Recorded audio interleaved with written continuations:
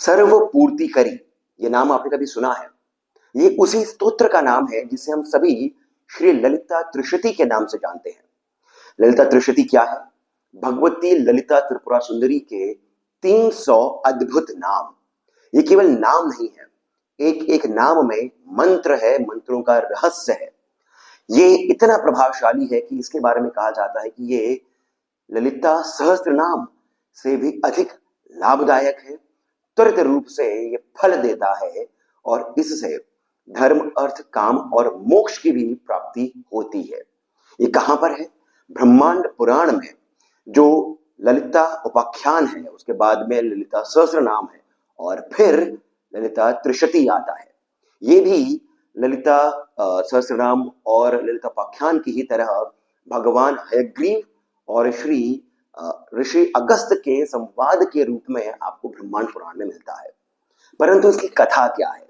इसकी जो कथा है वही इस सर्व पूर्तिकरी स्तोत्र का महात्म्य आपको बताता है और इसका जो फल है ये भी आपको समझ में आ जाएगा। तो अब बिना किसी विलंब के आइए समझते हैं, सुनते हैं ये छोटी सी परंतु अद्भुत कथा क्या है। ब्रह्मांड पुराण में एक आख्यान आता है कि ऋषि अगस्त एक बार तीर्थों के भ्रमण पर निकले। भ्रमण करते हुए वे बड़े दुखी हुए, द्रवित हुए। कारण क्या था? कारण ये था कि उन्होंने देखा कि मनुष्य जो है ये भगवान की स्तुति कर रहा है, अपने देवता की आराधना तो कर रहा है, परंतु उसका उद्देश्य जो है अब वो निज स्वार्थ ही हो गया है। उसकी इच्छाएं जो है, कामनाएं जो है, वो केवल भोग विलास तक ही सीमित हो गई हैं। वो सिद्धियों की प्राप्ति तो करना चाहता है, परंतु केवल अपने स्वार्थ के लिए, इसलिए नहीं कि सिद्धियों से वो समाज का कल्याण कर सके। वो समझ गए कि यदि ऐसा ही चलता रहा तो समाज का तो पतन होगा ही, साथ ही साथ वो जो वैदिक संस्कृति है और वो जो कारण है जिससे आपको ये मनुष्य जीवन मिला है, अर्थात आत्मा का उत्थान, ये मनुष्य जीवन जो देवताओं के लिए भी दुर्लभ है, वे भी प्रतीक्षा करते हैं कि कब हमें भी मनुष्य शरीर प्राप्त हो सके। ये जो उद्देश्य है ये तो पीछे ही छूट गया है, ये तो अदृश्य ही हो गया है। तो इससे समाज का कल्याण कैसे होगा? वे बड़े दुखी हुए। वे इसी दुख के साथ पहुंचे कांची मंदिर। वहां पर उन्होंने देवी कामाक्षी की तपस्या करी, उनकी स्तुति करी, आराधना करी, उनकी सेवा करी। लंबा समय बीत गया। तब एक दिन स्वयं भगवान जनार्दन ऋषि अगस्त के समक्ष प्रस्तुत हुए। जनार्दन कौन है? हम इन्हें महाविष्णु मान सकते हैं। ये भगवान जनार्दन ऋषि अगस्त के समक्ष प्रस्तुत हुए और कहा कि मैं तुम्हारी सेवा से प्रसन्न हूं, मैं तुम्हारा दुख समझता हूं और ये भी जानना आवश्यक है कि इस दुख का निवारण जो है वो मेरी ही भक्ति है। मैं ही आदि और अनंत हूं। मैं ही स्वयं को इस संसार में नाना प्रकारों से, नाना स्वरूपों से प्रकट करता हूं। मैं ही समस्त संसार के कण कण में हूं। मुझे प्राप्त करने के लिए कर्म भी होगा और यदि कोई कर्म न भी करे तब भी उसे वो सब प्राप्त हो सकता है जो कर्म करके हो सकता है।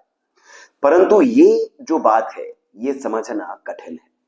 ये हर किसी के लिए संभव भी नहीं है कि कर्म से जो प्राप्त हो सकता है वो कर्म नहीं करके भी प्राप्त हो सकता है। ये थोड़ा सा कठिन विषय हो जाता है और मेरी साधना, मेरी तपस्या और भी अधिक दुर्गम है, दुर्लभ है। तो फिर इसका एक अन्य उपाय ये है कि पराशक्ति की स्तुति करी जाए। पराशक्ति की स्तुति जो है यानी कि भगवती त्रिपुरा सुंदरी जो है, जो ललिता अंबा है, उनकी स्तुति जो है वो जिस अद्भुत रूप से हो सकती है, वो जिस अद्भुत प्रकार से हो सकती है, वो आपको मेरा एक अंश अवतार है हयग्रीव का, वो आपको बताएंगे भगवती ललिता त्रिपुरा सुंदरी के बारे में। और वो जो जो बताएंगे वो मैं आप ही के सामने प्रत्यक्ष करने का जो मेरा एक सा उद्देश्य है, उसका कारण भी यही है कि मैं आपका जो दुख है वो समझता हूं। ये आपके स्वयं के लिए नहीं है, ये समाज के लिए है, और केवल आप ही हैं जो इसे संपूर्ण मानव जाति के लिए प्रकट कर सकते हैं, प्रस्तुत कर सकते हैं। ऐसा कह करके ऋषि अगस्त के सामने भगवान जनार्दन अदृश्य हो गए और उनके सामने प्रकट हो गए भगवान हयग्रीव। ये देख करके ऋषि अगस्त्य मंत्रमुग्ध हो गए। ये जो पूरा दृश्य था, भगवान जनार्दन का प्रस्तुत होना और अदृश्य होते ही भगवान हयग्रीव का सामने आ जाना। अब एक गुरु और शिष्य का संवाद आरंभ होता है और यही ललिता उपाख्यान है। फिर यही ललिता सहस्रनाम हो जाता है। जब ललिता सहस्रनाम भी भगवान हयग्रीव ऋषि अगस्त्य को बता देते हैं, तब अब भगवान हयग्रीव ये समझते हैं कि सब कुछ तो मैंने बता दिया है, तो अब इससे ऋषि अगस्त्य तृप्त हो जाएंगे। परंतु ऋषि अगस्त्य वहीं पर ही बैठे रहते हैं। एक ऊपर के आसन पर भगवान हयग्रीव हैं, नीचे शिष्य की भांति स्वयं ऋषि अगस्त्य बैठे हैं। वे कहते हैं, यानी ऋषि अगस्त्य कहते हैं कि भगवान, मैंने ललितोपाख्यान सुना, मैंने ललिता सहस्त्रनाम सुना, भगवती ललिता त्रिपुरा सुंदरी का अद्भुत महात्म्य सुना, इनकी स्तुति का, इनकी पूजा का जितना भी विधि विधान है वो सब मैंने समझा, परंतु मेरा मन अब भी तृप्त नहीं है। मुझे लग रहा है कि कहीं ना कहीं कुछ और है जो जानने योग्य है, परंतु आप मुझे कदाचित बता नहीं रहे हैं। मैं आपसे विनती करता हूं भगवान कि मुझे वो जो बात बची हुई है, वो मुझे जो लग रहा है वो सभी बातों का जो सार हो सकता है, कृपया करके वो मुझे बताएं। यहां पर भगवान हयग्रीव कहते हैं कि अरे ये क्या बात होती है, मैंने तो तुम्हें सब कुछ ही बता दिया है। नाना स्वरूप जो है भगवती के, वो जो अद्भुत सी उनकी कलाएं हैं, सब कुछ तो मैंने बता दिया है, अब क्या बचा है। ऋषि अगस्त्य नहीं मानते, वे भगवान हयग्रीव के पांव ही पकड़ लेते हैं। भगवान हयग्रीव कहते हैं अरे ये क्या कर रहे हो। ऋषि अगस्त्य कहते हैं कि भगवान, मैं जानता हूं कि कुछ और है, कृपया करके वो मुझे संपूर्ण ज्ञान प्रदान करिए।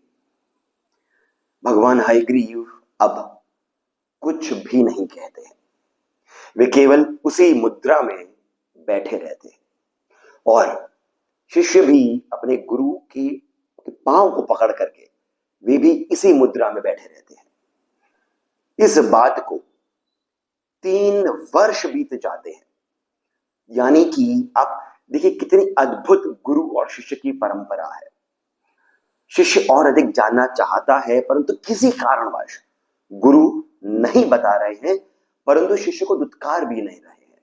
शिष्य भी जो है वो ये जानते हुए कि गुरु के पास कुछ और भी है मुझे बताने के लिए, लेकिन कोई और महान कारण होगा, इसी के कारण मुझे बता नहीं रहे हैं, परंतु शिष्य भी गुरु की कोई अवहेलना नहीं करता है, रुष्ट नहीं होता है। कितनी अद्भुत सी बात है, कितना अद्भुत सा ये पूरा दृश्य रहा होगा। अब जब 3 वर्ष बीत जाते हैं, लंबा समय बीत जाता है, सभी देवता गण ये दृश्य को देख करके वे भी मंत्रमुग्ध हो जाते हैं। अन्य जितने भी महान ऋषि हैं ये भी देख रहे होते हैं कि क्या चल रहा है।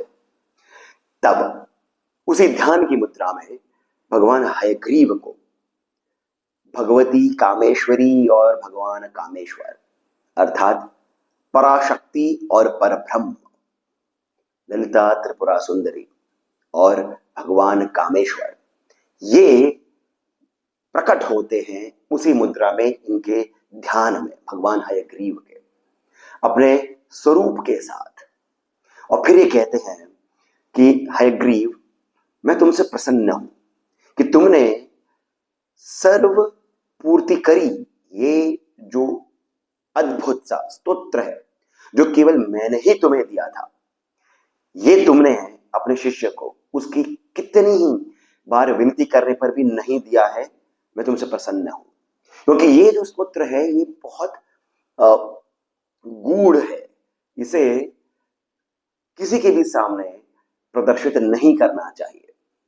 ये रहस्यमय है, इसे रहस्यमय ही रहने देना चाहिए था, ऐसा मैंने तुम्हें कहा था और तुमने इस बात को माना।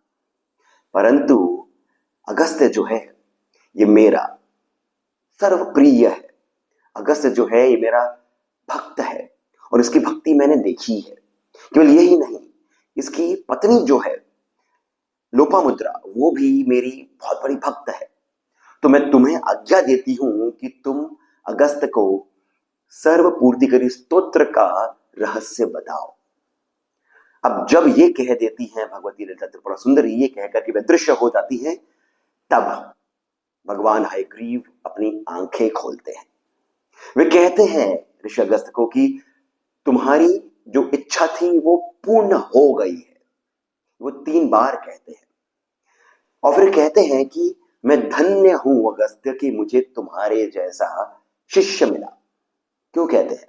वे कहते हैं कि मुझे तुम्हारे ही तो कारण भगवती ललिता त्रिपुरा सुंदरी और भगवान कामेश्वर का वो अद्भुत स्वरूप देखने को मिला है। ये इतना दुर्लभ है कि ये भगवान विष्णु, महेश और ब्रह्मा को भी प्राप्त नहीं होता है। मुझे ये देखने का अवसर प्राप्त हुआ है तुम्हारे कारण। तो अब मैं तुम्हें उन्हीं की आज्ञा से ये सर्वपूर्ति करी जो स्तोत्र है, कहने को ये स्तोत्र है परंतु इसका एक एक शब्द जो है वो मंत्र है, इसका रहस्य मैं तुम्हें बताऊंगा। और इस प्रकार से जब ये पूरा स्तोत्र, इसका रहस्य भगवान हयग्रीव बता देते हैं ऋषि अगस्त्य को, तब जाकर के ऋषि अगस्त्य संतुष्ट होते हैं। ये जो स्तोत्र है ये 300 नामों में आता है। ये जो भी मंत्र है भगवती ललिता त्रिपुरा सुंदरी का, उसी का एक विस्तृत वर्णन है। किस प्रकार से? जो 15 अक्षर हैं उसी से एक एक अक्षर से 20-20 नाम उत्पन्न हुए हैं, बताए गए हैं। और ये जो एक एक नाम है ये एक मंत्र के ही समान है और इसी कारण इसकी इतनी महत्ता है, यही इसका महात्म्य है। इसके ही उच्चारण से, इसके समझने से, इसके पठन से, पाठन से, सुनने मात्र से ही आपको धर्म, अर्थ, काम और मोक्ष की भी प्राप्ति हो सकती है। ऐसा कहा जाता है कि मंत्र जो है वो केवल वेद और उपनिषद ही है। मनन त्रायते इति मंत्र, सुनने से श्रुति है तो उपनिषद और वेद केवल यही मंत्र है। जो स्मृति है जिसमें पुराण इत्यादि आते हैं, इसमें स्तोत्र आते हैं। आप देखेंगे महाभारत इत्यादि जो इतिहास है, परंतु पुराणों में भी स्तोत्र आते हैं कई सारे। ये सब जो है ये स्मृतियां हैं, इनमें स्तोत्र है, मंत्रों का ही एक और विस्तृत वर्णन है। परंतु कुछ ऐसे स्तोत्र हैं जो मंत्र की तरह माने गए हैं। उनमें से एक आता है ललिता त्रिशती अर्थात सर्वपूर्ति करी। इसका नाम ही आपको बता देता है कि सभी कामनाओं की पूर्ति जो है ये स्तोत्र कर देता है। तो आशा करता हूं कि आपको ये जो छोटी सी कथा है और ये महात्म्य जो है ललिता त्रिशती का, सर्वपूर्ति करी स्तोत्र का, ये आपको सुंदर लगा होगा, लाभदायक लगा होगा।